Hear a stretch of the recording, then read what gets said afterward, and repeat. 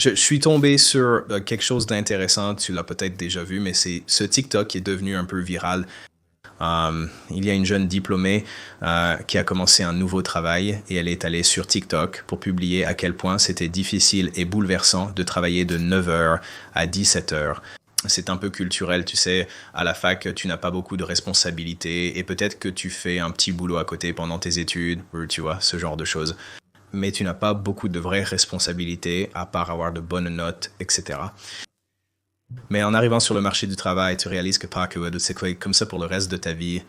Le reste de ta vie d'adulte, c'est la routine du 9 à 5. Tu sais, on peut se demander si c'est vraiment ça, la vie. J'ai mon avis sur la question. Probablement qu'on fera une vidéo là-dessus à un moment donné, dans un futur pas trop lointain, sur, tu vois, quel est le vrai sens de la vie? Pourquoi sommes-nous ici? Je ne crois pas qu'on soit ici juste pour travailler, travailler, travailler. Et comment on en est arrivé là? C'est un équilibre tellement malsain. Mais malgré tout, c'est comme ça. Et je pense qu'il y a un grand fossé entre les gens qui sortent de l'université et qui se retrouvent soudainement confrontés à la réalité. Tu sais, ce n'est pas juste, tu fais ça pendant quelques années et puis tu passes à autre chose. C'est en quelque sorte le reste de ta vie. Et ça peut être, tu sais, les jeunes générations le découvrent un peu plus à la dure. Les nouvelles générations, mais sont peut-être moins préparées que les précédentes, qui avaient d'autres attentes en arrivant sur le marché du travail. Je peux passer ça rapidement, ce n'est pas trop long. Je devrais peut-être censurer certains mots. Je sais que je suis probablement juste trop dramatique et agaçante, mais c'est mon premier boulot, genre mon premier job de 9 à 5 après la fac, et je suis en présentiel et je fais la navette en ville, et ça me prend une éternité pour y aller. Il n'y a aucune chance que je puisse me permettre de vivre en ville en ce moment, donc c'est hors de question.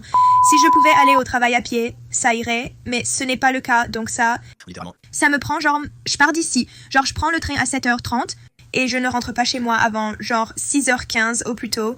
Et après, j'ai même pas le temps de faire quoi que ce soit. Je veux juste prendre une douche, dîner et dormir.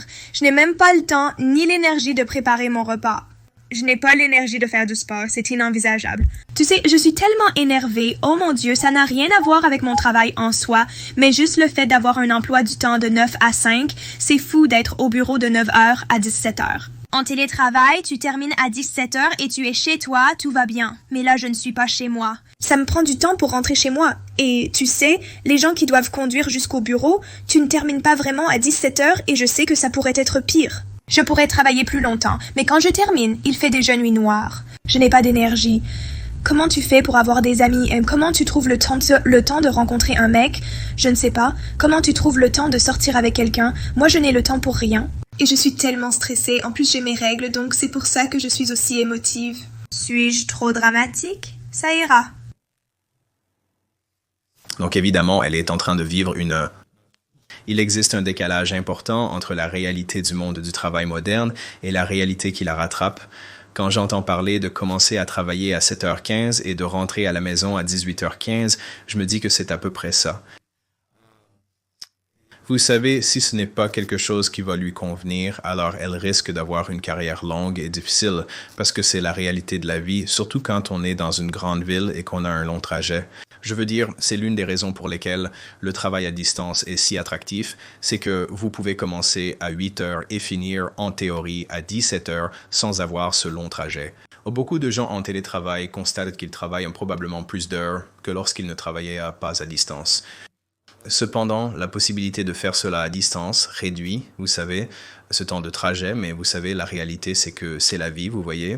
Et est-ce qu'il y a une meilleure façon de faire? Je veux dire, j'espère qu'on arrivera à un équilibre où nos vies ne seront pas autant centrées autour de ça.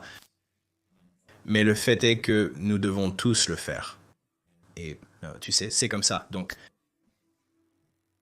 pour ne pas aller plus loin, elle va sur TikTok et parle de cette déconnexion. Et je suis assis ici quand j'ai vu ça pour la première fois. Je l'ai vu en fait l'année dernière quand elle a fait ça. Et je me dis juste à moi-même, ouais, je ne sais pas si j'irai sur TikTok pour parler du fait que, vous savez, je n'arrive pas à gérer le trajet et la longue journée de travail et que je n'ai le temps pour rien. Et vous savez, bien sûr, je déteste voir ça, mais effectivement, elle finit par se faire licencier, donc elle a fait cette réaction, elle s'est fait licencier, et vous savez, elle est un peu... elle fait face à la réalité d'être, vous savez, Tôt dans sa carrière, sans expérience, elle doit faire face à ce licenciement.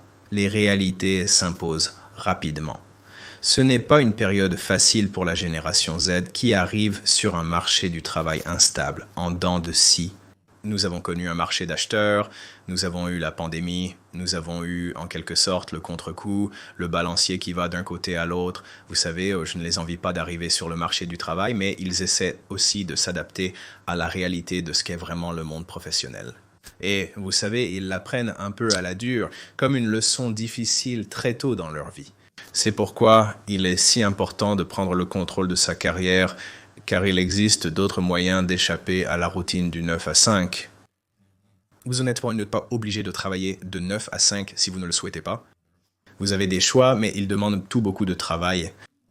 Je ne travaille plus de 9 à 5. D'une certaine manière, si, car mon entreprise fonctionne sur ses horaires, mais je fais beaucoup d'heures en tant que mon propre patron. Je travaille plus dur dans ce métier que dans n'importe quel emploi en entreprise, car c'est un travail de passion. J'adore ce que je fais, mais ce n'est pas facile. Il y a un moyen de sortir du 9 à 5, mais il faut être motivé. C'est comme, tu ne peux pas juste rester là à attendre que les choses te tombent dessus et espérer que tout arrive tout seul. Et tu sais, je déteste évidemment voir quelqu'un se faire licencier, mais tu sais, c'est peut-être une bonne leçon à apprendre tôt dans ta carrière. Donc, si tu saisis l'occasion d'apprendre et que tu avances en changeant un peu ton approche, ça pourrait finir par marcher pour toi. Regardons rapidement sa vidéo et sa réaction. Je ne montrerai pas tout. Je ne vais pas m'apitoyer, mais j'ai perdu mon premier emploi après avoir obtenu mon diplôme, celui que j'ai mis 5 mois à trouver et pour lequel j'ai déménagé à New York. En gros, ce n'est pas de ma faute. Avant de commencer, je travaillais pour une start-up et ils n'avaient ni la charge de travail, ni les ressources nécessaires pour me former et me donner du travail à faire. Je n'effectuais aucune des tâches pour lesquelles j'avais été embauchée et je souhaitais réellement apprendre, donc je voulais de toute façon un emploi avec plus de responsabilités.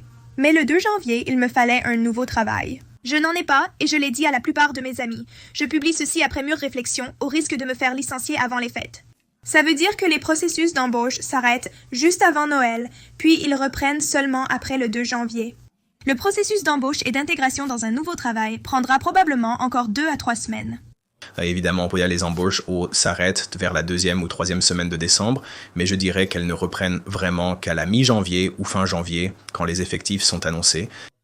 Elle a donc raison de dire qu'il y a une période tampon pour l'embauche, les choses ralentissent un peu. Je ne m'attends pas à voir une augmentation des embauches avant au moins 1 ou 2 semaines à partir de l'enregistrement de cette vidéo. Ouais, mais c'est aussi un peu, c'est nul de se faire licencier juste avant les vacances. Je ne comprends pas pourquoi ils n'ont pas attendu le début d'année pour lui donner son préavis, mais bon, c'est mon propre problème avec ça. Je vise cette période. Je ne peux pas attendre plus longtemps. J'ai besoin d'un travail immédiatement. Mon ancien travail de 9 à 5 ne me permettait pas de gagner assez pour vivre.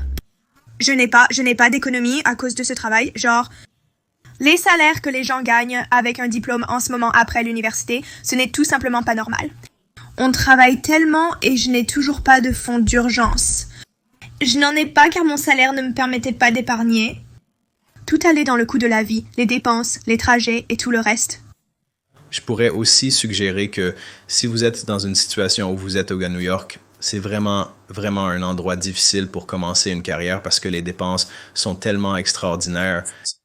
Considérez de déménager là où le coût de la vie est plus bas.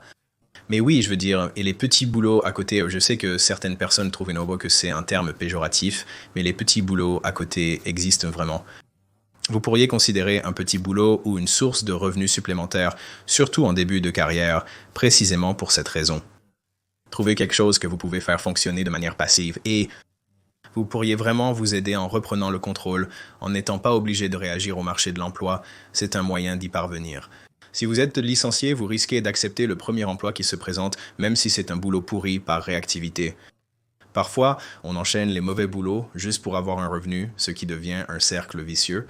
C'est pourquoi il est important de chercher des sources de revenus complémentaires. Repasser tout le processus d'embauche est décourageant et décevant. Ça donne l'impression de ne pas être à la hauteur. Mais je sais que je le suis. Je travaille dur et mon patron m'a dit que je suis l'une des personnes les plus intelligentes qu'il ait dirigées. Il sait que je vais m'en sortir et me fera une excellente recommandation. J'ai un diplôme et j'ai fait 2 stages. J'ai tout fait comme il faut.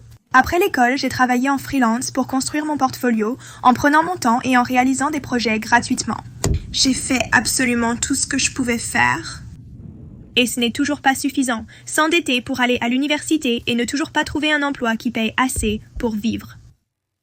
Oui, et il y a beaucoup de vrai là-dedans, que l'université soit ou non une option viable à l'avenir. En tant que parent de jeunes enfants, on se demande si l'université est réaliste vu son coût. Elle soulève un point pertinent. L'argent que tu gagnes en sortant de l'université comparé à la somme, enfin à l'énorme dette, surtout avec les taux d'intérêt et tout ça. Pour avancer, il faut faire les choses différemment, comme avoir des petits boulots à côté. C'est dommage de devoir le dire. Mais c'est la réalité du monde dans lequel on vit aujourd'hui et pour l'avenir. Donc je pense qu'en ce qui concerne la direction que prennent les choses à l'avenir,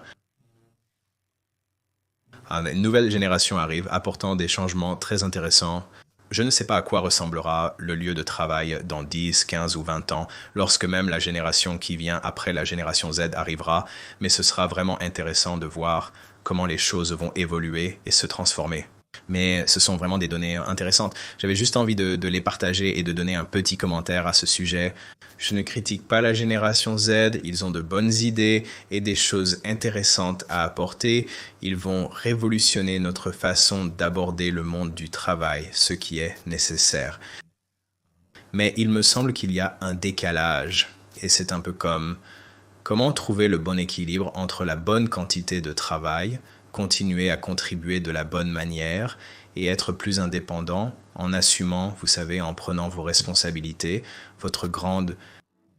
mettre votre pantalon de grande fille ou de grand garçon et vraiment aborder les choses avec stratégie. En début de carrière, il est temps de planifier stratégiquement votre évolution professionnelle. Ne vous contentez pas d'improviser en espérant que tout se passera bien. C'est maintenant que vous avez besoin de la stratégie, car cela vous fera énormément gagner du temps lorsque vous progresserez dans votre carrière. Comme beaucoup de personnes expérimentées dans leur carrière, j'ai récemment fait une vidéo sur les révélations professionnelles tardives. Si vous pouviez revenir à votre premier emploi et vous donner des conseils, imaginez ce que vous diriez à votre version plus jeune. Il y a une opportunité en ce moment pour vous d'aborder les choses avec beaucoup d'assurance et de conviction afin d'éviter certains problèmes. Et qui sait, peut-être que vous pourrez quitter le monde du travail avant d'atteindre l'âge traditionnel de 65 ans. Peut-être ferez-vous les bons choix et prendrez les bonnes décisions. Je pensais que cette vidéo serait légère, je voulais juste passer en revue ces articles que j'ai trouvés. J'espère que mes réflexions sur le sujet vous ont intéressé. Quelle est votre opinion ? Comment voyez-vous les générations futures bouleverser le marché? Quelles sont vos prédictions? Merci d'avoir regardé. À la prochaine.